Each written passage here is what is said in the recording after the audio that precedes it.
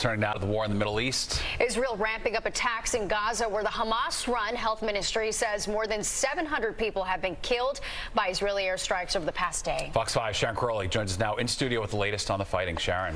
Yeah, that's right, Steve. Israeli airstrikes are once again bombing northern Gaza, and it comes as an 85-year-old grandmother speaking out about her ordeal being taken hostage. She describes what happened during that deadly day, October 7th, during the terror attack. They shot at our homes, hit people, they kidnapped some of them like me.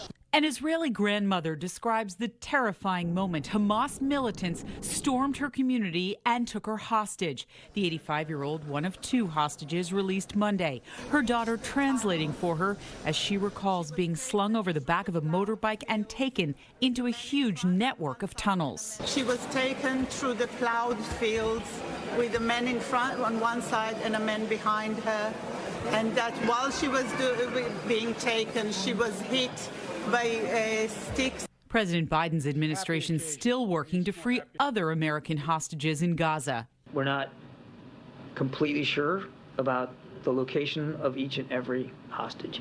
Overnight, Israeli forces ramped up their airstrikes on the Gaza Strip, hitting hundreds of targets belonging to Hamas and the Islamic Jihad.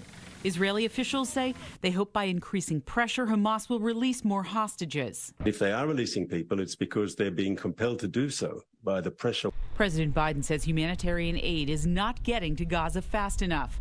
Israeli cut off water and electricity to Gaza, and many innocent Palestinians are in desperate need of help. The UN Aid Agency for Palestinian Refugees is pleading for more humanitarian aid.